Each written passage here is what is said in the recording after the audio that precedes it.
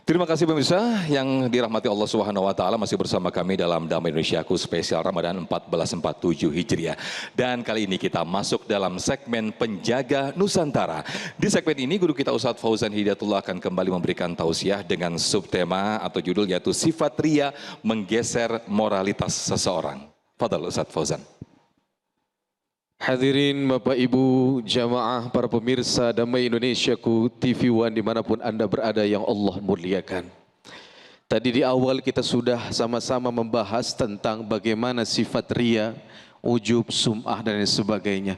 Maka insya Allah saya akan lanjutkan pada segmen ini bahwasanya kita sebagai manusia tidak bisa mengklaim, menjudge, menuduh orang itu berbuat ria atau tidak.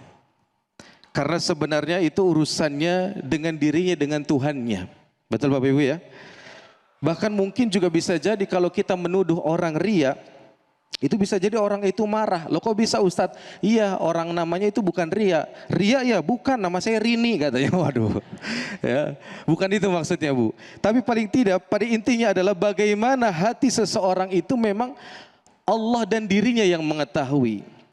Sehingga dalam hal ini paling tidak kita bisa bagaimana memposisikan diri kita atau bagaimana kita mengevaluasi diri kita apakah termasuk daripada golongan ria atau tidak.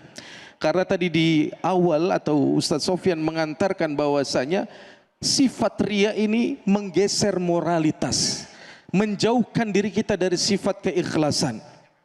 Agar kita mampu bagaimana niat atau kebaikan kita bisa dijalani dengan ikhlas, maka mari kita hindari daripada tanda-tanda daripada sifat ria itu sendiri.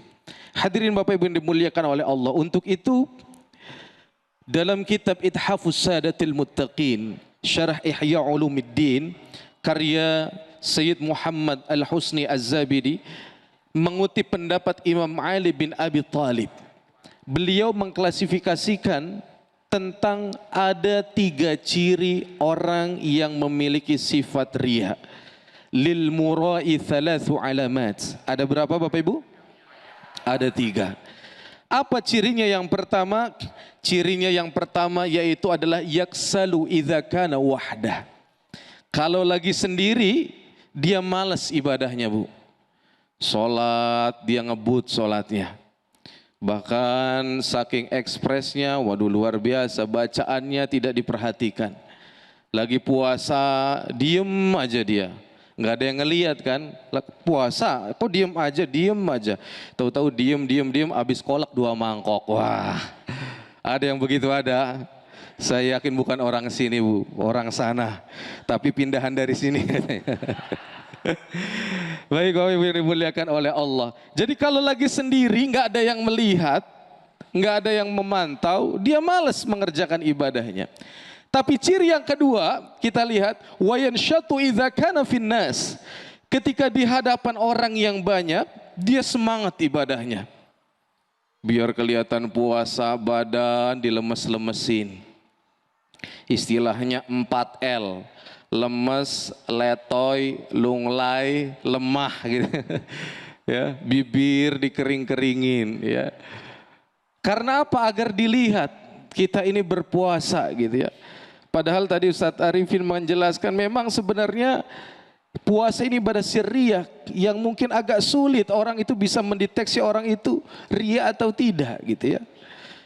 Nggak ada yang tahu apalagi waktu zaman Covid kan ya Ibu ya. Pak semua pakai masker, kita nggak ada yang tahu.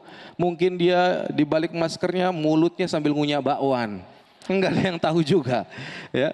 Nah, jadi kalau di hadapan manusia dia semangat ibadahnya. Nah, ciri yang ketiga, wa yazidu fil amal idza uthni alaihi wa yanqusu idza dzumma. Kalau dipuji semangat ibadahnya, tapi giliran dikritik nggak mau dia ibadah lagi Bapak Ibu. Dipuji, Masya Allah puasanya luar biasa full gitu ya. Ini luar biasa pahala apa puasanya ini insya Allah pahalanya besar. Gara-gara dipuji Bapak Ibu, akhirnya besok berubah Bu. Pas giliran buka, Disuruh buka nggak mau, udah duluan aja. Kenapa? Masih kuat. Terus kapan bukanya? Entar saya mau bukanya habis Isya katanya. Wah. Gara-gara dipuji kebablasan dia. Pengen nunjukin semangat ibadahnya tapi sebenarnya kebablasan. Wayan kusu idza dzumma, tapi kalau dikritik dia nggak mau lagi mengurangi ibadahnya.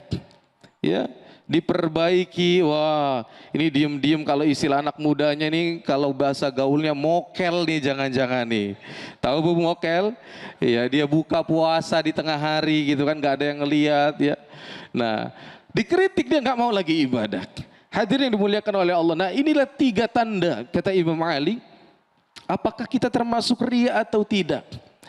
Maka poin yang ketiga tadi, yazidu fil amal, dipuji semakin semangat, dicaci, dikritik dia nggak mau lagi. Padahal sebenarnya kalau orang yang ikhlas tidak membutuhkan itu.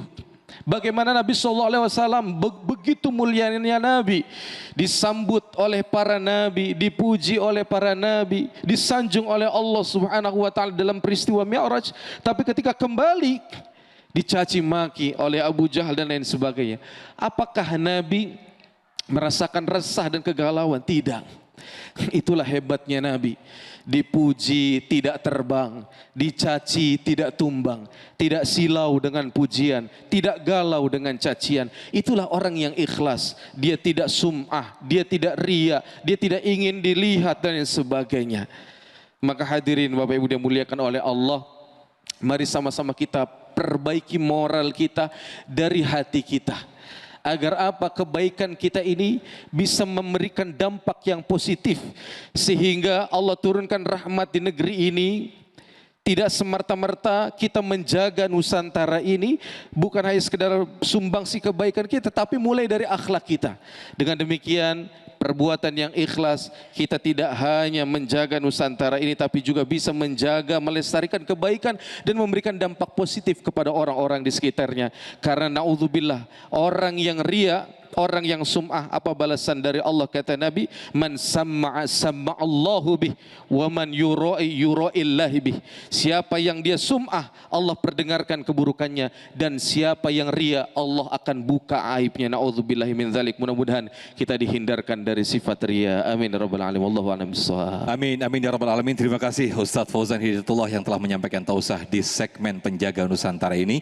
Bagaimana sesungguhnya ketika riya justru akan menggeser moralitas seseorang. Dan sebaliknya, ketika riya itu tiada, keikhlasan itu ada, maka ada terlahir akhlakul karimah. Nah pemirsa, di segmen berikut kami akan persilakan kepada para jamaah untuk mengajukan pertanyaan di segmentasi tanya jawab. Tetap bersama kami dalam Damai Indonesiaku spesial Ramadan 1447 Hijriah.